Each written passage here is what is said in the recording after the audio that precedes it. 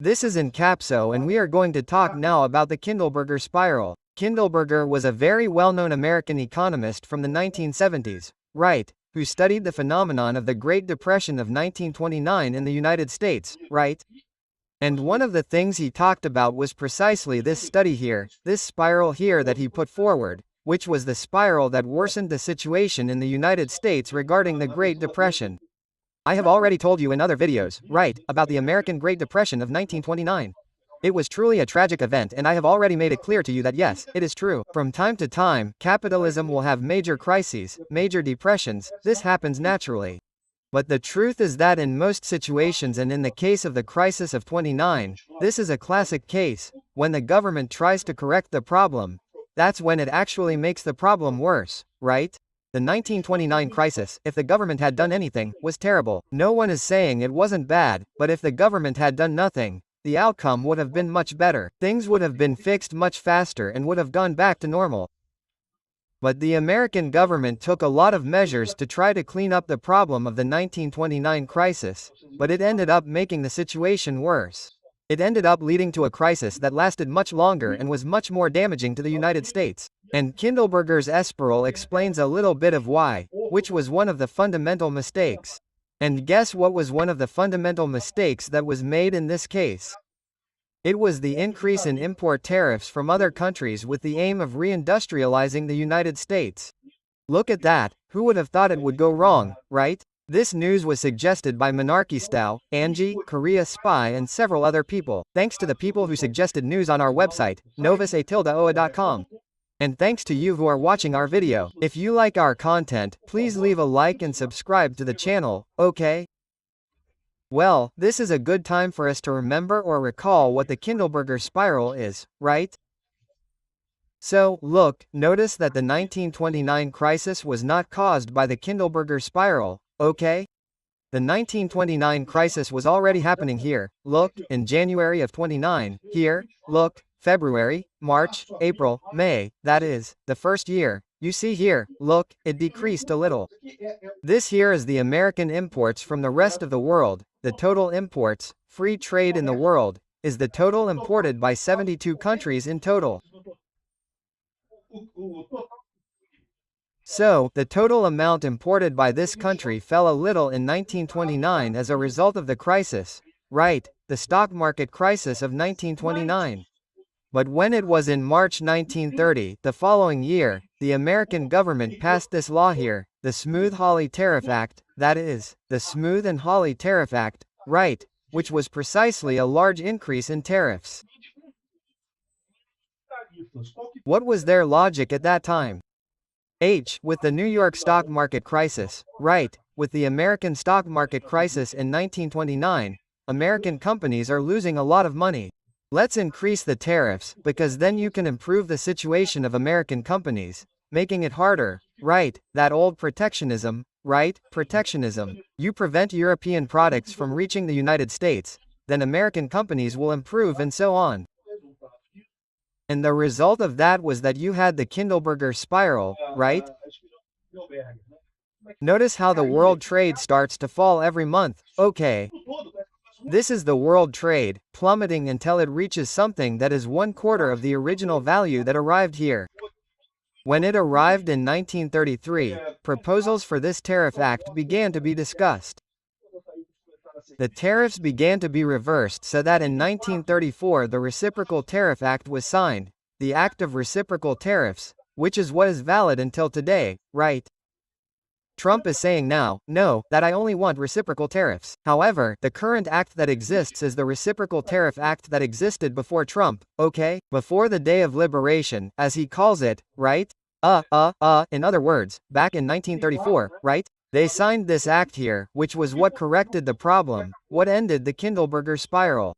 In other words, what was the idea at that time?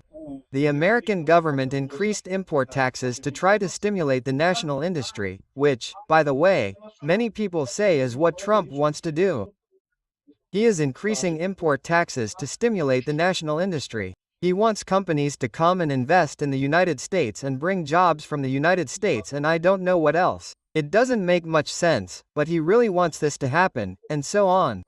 And this was attempted exactly at that time, exactly to try to protect the American industry from the Great Depression, right, from the 1929 crash.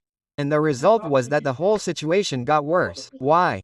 Because of two things. First, there was reciprocity from other countries, right? Why did international trade fall so much? First, because the United States stopped importing so much, things became expensive, right? They started to import less, but other countries also put high tariffs on American products as well. So, American companies also started to have difficulty exporting. The increase in tariffs may have helped some companies that sold mainly to the American public, but at the same time it harmed a lot of other American companies that sold for export. And that's not all. In the end, since you had this slowdown in the global economy due to the decrease in world trade, you ended up harming everyone, including American companies, right? Well, because at that time there was already a lot of globalization. People think that globalization is new, but guys, if you look at the cavemen who lived in Kenya, they already used index stones. Those stones to make chipped stones that were, I don't know, in Sudan. Well, they already had them in the Stone Age. People were already transferring materials and buying things from long distances. This is nothing new.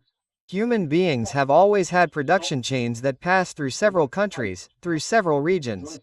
This childish and nonsensical idea that I'm going to bring all the industries here to my country so I don't have to depend on anyone, because if there's a war one won't depend on anyone, all the companies will be here in my country. It's a childish idea, a stupid idea. There's nothing you can do. No industry can do that. It all depends on something. Oh, no, but what about food? I plant potatoes here. I sell potatoes to my neighbor. Yeah, and the fertilizer that goes on your potatoes. And the plow you use to plow the land and plant potatoes. And the wooden box you use to transport the potatoes. And the truck you use to transport potatoes. And the oil you fill up with, the truck you use for that matter. Forget it. There is no product, none, zero products that can be made exclusively in one country. You'll never have a situation in which you won't depend on other countries in the world and then you can rest easy in a war. What Trump is trying to do is idiotic if that's what it is. I think it's more likely that it isn't. He wants to help American businessmen just like Lula helped Riachuelo and Casas Bahia, but not Casas Bahia and Magazine Luya, and by imposing taxes on blouses. He wants to harm imported products in order to help domestic businessmen. This is also a tragedy because again, it doesn't help at all, right? You help a handful of people while harming the vast majority of Americans who will have to pay more for things now, right? And hey, and to think that this creates a lot of jobs in the United States, that's false, man. There's no such thing anymore. Do you think Americans will work for the same price as people in Vietnam or China? Then people come along and say, no, but then you're in favor of slave labor. No, what's good for the Chinese? The cost of living in China is much lower than in the United States. The guy can work for that salary and still have a good standard of living. So much so that he accepts working for that salary. If he didn't accept, he would resign and go work somewhere else. So, and it's different. The thing is that the standard of living in the United States is very expensive. Things are really expensive there. You can live well in the United States because, despite things being expensive, salaries there are also very good, right? But this mess Trump is making here risks ending all that. And this Kindleberger spiral, is what shows the big problem. This kind of thing that Trump wants to do will result in a new Kindleberger spiral. That is, it will result in a decrease in global trade and with it a decrease in the creation of global wealth. There will be less wealth for everyone, including American companies. Because again, American companies don't produce from scratch. They will buy a part that comes from Germany, they will buy a part that comes from Japan, they will buy an input that comes from Brazil, they will buy something from who knows where. So they will end up paying these tariffs when they import as well. So, in other words, in the end this doesn't help at all. What this Kindleberger spiral showed was precisely the tragedy, which is that you try to solve the country's problem through import taxes. But then you might say, but Brazil has high import taxes too. Brazil does this, you see? It's no wonder we're in the... That's what I'm telling you, Brazil is in the... This is not an amateur case. It's not by chance that we're in the... We've been in the... For years and years of stupid people thinking like Trump, thinking that tariffs help national producers, help national entrepreneurs. We have to impose tariffs. And that's why we're in the... That's why Brazil is... And now the United States wants to follow Brazil's path. Can you believe it, man? I think this is absurd. Everyone here is remembering the Kindleberger spiral because of this, but there's an important difference, okay? Because remember, the Kindleberger spiral was applied by the United States after the Great Depression. In other words, the United States was everything was in a rut. Everyone had no money, people were starving, people were unemployed, I don't know what else. Let's apply tariffs to improve American industry and stuff like that. That was what they did there in desperation. What Trump is doing now is different. The United States doesn't have the best economy in the world, but it's not in a critical situation either. Things are working, people are buying and selling things and stuff. And Trump is saying that I'm not going to apply these tariffs now. Now he risks creating a crisis, right? Because again, as I'm telling you, the 1929 crisis was caused by capitalism. Yes, it was. Capitalism has this kind of thing. The fact that you can borrow money and invest in activities that can be risky, many will work out, but one or two will fail. Inevitably, at some point, you'll have a lot of people losing money, and then you suddenly generate herd behavior, a lot of people selling shares, and you have a crisis. But, again, I repeat, and this is what I said in my video about the 1929 crisis, it's on my Capso Classic channel, look it up there. I don't remember the name of the video, it was capitalism that created the 1929 crisis. I don't remember exactly, but the fact is this. The big problem with the 1929 crisis wasn't the crisis itself. The crisis itself was acute, but there would be a quick recovery. The problem was precisely the government coming up with a bunch of measures to try to save the American economy and then prolonging the 1929 crisis until almost the Second World War, until 1940 or so. Only then did the United States get out of this absurd crisis, right? And one of these factors was precisely the Kindleberger spiral of tariffs. Trump is now putting the Kindleberger spiral into action out of nowhere, out of nothing, right? And it will cause the crisis. It will cause a very big crisis, unless he backs down. People are already talking about it. Yesterday, the information was leaked that he would take a 90-day break. People are already talking to him about not knowing how many days. I don't know what else there is, etc. Anyway, I don't know if he'll be able to keep it. I think the situation is so critical that they'll end up convincing him to back down on this measure. But let's see how far this Trump story goes. And there's a real risk that he'll throw the United States into an unprecedented crisis with this story, right? Well, even the Prime Minister here, look, here's another version of the Kindleberger spiral here, and another case, the Prime Minister of Singapore is talking about here. And there's a very interesting video of him talking about how Singapore could be the biggest loser in this story. All small countries that focus on trade and such, like Singapore, could be seriously harmed by these Trump tariffs and such.